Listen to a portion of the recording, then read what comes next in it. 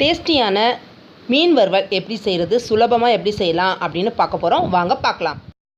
மீன் வறுவல் செய்கிறது எப்படின்னு பார்க்க போகிறோம். ரொம்பவே ஈஸி, ரொம்ப டேஸ்டியான மீன் வறுவல் வந்து எப்படி செய்யலாம் அப்படின்னு பார்க்க போகிறோம்.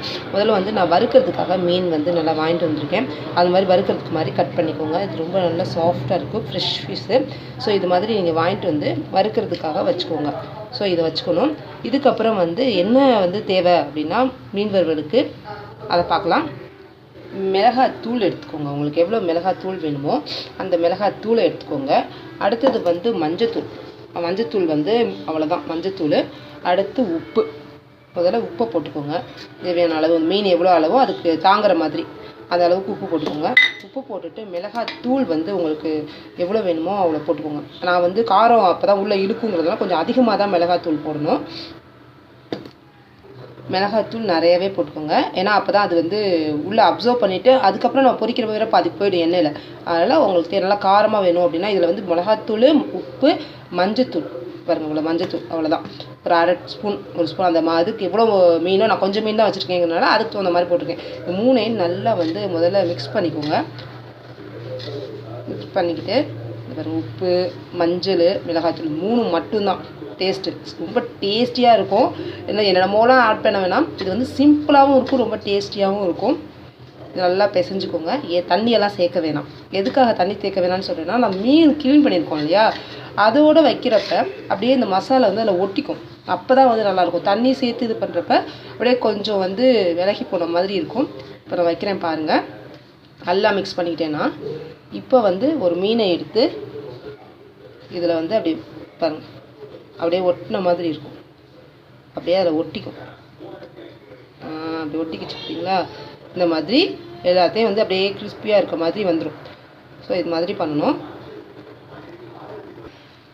இந்த பாருங்கள், நல்லா நான் பெசரி வச்சுருக்கேன். அது வந்து நல்லா வந்து தண்ணி அதில் இருக்கும் இல்லையா, நம்ம க்ளீன் பண்ண அந்த தண்ணியோடு ஒட்டுறப்ப நல்லா ஒட்டிக்கும். இது வந்து நம்ம செப்பரேட்டாக வந்து இது பண்ணிட்டு தண்ணி மிக்ஸ் பண்ணுறப்ப அது வந்து என்ன ஆகிடும் அப்படின்னா, இந்த பாருங்கள் எல்லா இடமும் நல்லா ஒரு 20 நிமிஷத்துக்கு மேலே நல்லா ஊறட்டும். இந்த பாருங்கள், இந்த சைடும் வால் எல்லாமே அப்படியே அப்ளை பண்ணிட்டீங்க அப்படின்னா அது நல்லா ஒட்டிக்கும். அப்போ வந்து மீன்லேருந்து பொரிக்கிறப்ப அவ்வளோவா வராது, நல்லா உள்ளே போயிடும். தண்ணி வந்து அதில் இருக்க தண்ணியே வந்து இதுக்குள்ளே இழுத்துக்கும். ரொம்ப தண்ணி தெளித்து நிறையா போட்டு பண்ணிங்கன்னா இது பாருங்கள், இதிலே பாருங்கள் தண்ணி வருது பாருங்கள். தண்ணியே சேர்க்கலாம்.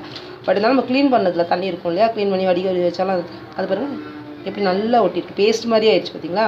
இதுக்கு தான் நான் வேணான்னு சொன்னேன். தண்ணி மிக்ஸ் பண்ணால் அப்படியே லைட்டாக வேணாலும் தெளிச்சுக்கோங்க, உங்கள் இஷ்டம். பட் நான் வந்து இப்படி தான் செய்வேன். பாருங்கள், அழகாக அப்படியே ஒட்டி எப்படி இருக்குது பாருங்கள், பேஸ்ட் மாதிரி ஆயிடுச்சு. ஸோ மசாலா வந்து இதுக்குள்ள நல்லா அப்சர்வ் பண்ணிட்டோம். ஒரு 20 நிமிஷம் அதை வச்சுருக்கோம். எண்ணெய் அடுப்பில் வந்து காய வச்சுக்கோங்க. நல்லா காயட்டும். உங்களுக்கு தேவையான அளவு பொரிக்கிறதுக்கான அளவு எவ்வளவோ அந்த அளவு பொறுக்குங்க. நான் கொஞ்சம் தான் மீன் வச்சுருக்கிறதுனால கொஞ்சம் எண்ணெய் ஊற்றிருக்கேன். பொரியணும், அது உள்ளே போய் பொரியணும். அந்த அளவுக்கு எண்ணெய் ஊற்றினா போதும். அது காயட்டும். எண்ணெய் காஞ்சிடுச்சு. இப்போ நம்ம அதில் மீன் போடுவோம். பார்த்தீங்களா, நல்லா காஞ்சிடுச்சு. அடுப்பை வந்து ரொம்பவும் சிம்மில் வைக்காமல், ரொம்பவும் ஃபுல்லாக வைக்காமல் மீடியமில் வச்சுக்கோங்க. ஓகே, இப்போ பாருங்கள், நம்ம போட்டப்போ புஷ்ஷுன்னு வந்துச்சு. இப்போ கொஞ்சம் சவுண்டு குறைஞ்சிருக்கு பாருங்கள். இப்போ வந்து நம்ம திருப்பி போடலாம். அந்த இதுக்கெல்லாம் கரெக்டாக இருக்கும். உடனே திருப்பி போடக்கூடாது. இல்லை பாருங்கள், கொஞ்சம் சிகப்பாக உங்களுக்கு தெரியுது பார்த்தீங்களா? ஸோ இப்போ நீங்கள் திருப்பி போட்டிங்கன்னா அடுத்த பக்கமும் வேகும்.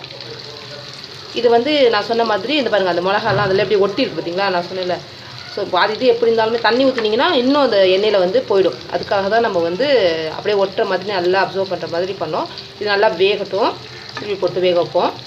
இதை பாருங்கள், நல்லா பாருங்கள், பொன்னிறமாக சூப்பராக வந்துடுச்சு பார்த்தீங்களா? அவ்வளோதான். எவ்வளோ கிறிஸ்பியாக அப்படியே ரொம்ப கருக விடுற மாதிரி இது பண்ணிங்கன்னா வச்சுக்கோங்க, கருகின மாதிரி ஆகிடும். இந்த மாதிரி வச்சுக்கோங்க. 20 நிமிஷத்துலேருந்து அரை மணி நேரம் வரைக்கும் நல்லா ஊறணும். அப்போ தான் இந்த மாதிரி நல்லா டேஸ்ட் நல்லாயிருக்கும். இந்த மாதிரி பார்க்குறதுக்கும் நல்லா வரும். இதை நீங்கள் ஃப்ரிட்ஜுக்குள்ளே கூட சில பேர் வைப்பாங்க. அது நல்லா அந்த மசாலாலாம் அப்சர்வ் பண்ணணும்னு உங்கள் வெளியில் வச்சாலும் நல்லா அந்த மாதிரி கிறிஸ்பியாக ஆகிடும். அவ்வளோதான், எடுத்துட வேண்டியதுதான். ரொம்ப டேஸ்டியாக இருக்கும், ரொம்ப ஈஸியும் கூட. நீங்கள் ரொம்பவே டேஸ்டியான கிறிஸ்பியான ஃபிஷ் ஃப்ரை நமக்கு ரெடி ஆகிடுச்சு. நீங்கள் ரொம்ப ஈஸி இல்லையா, எவ்வளோ ஈஸியாக பண்ணேன் பார்த்தீங்க. இந்த மாதிரி நீங்கள் செஞ்சு கொடுத்தீங்கன்னா விட்டமின் ஏ வந்து மீனில் நிறையா இருக்குதுன்னு தெரியும். கண்ணுக்கு வந்து ரொம்ப நல்லது. ஸோ குழந்தைங்களாம் ரொம்பவே விரும்பி சாப்பிடுவாங்க. அதுவும் ஃபிஷ் ஃப்ரைனா கேட்கவே வேணாம், ரொம்பவே விரும்பி சாப்பிடுவாங்க. ஸோ இந்த ஃபிஷ் ஃப்ரையை ட்ரை பண்ணி பாருங்கள். கண்டிப்பாக உங்கள் எல்லாருக்குமே ரொம்ப பிடிக்கும். இந்த வீடியோவை லைக் பண்ணுங்கள், ஷேர் பண்ணுங்கள், மறக்காமல் நம்ம சேனலை சப்ஸ்கிரைப் பண்ணுங்கள்.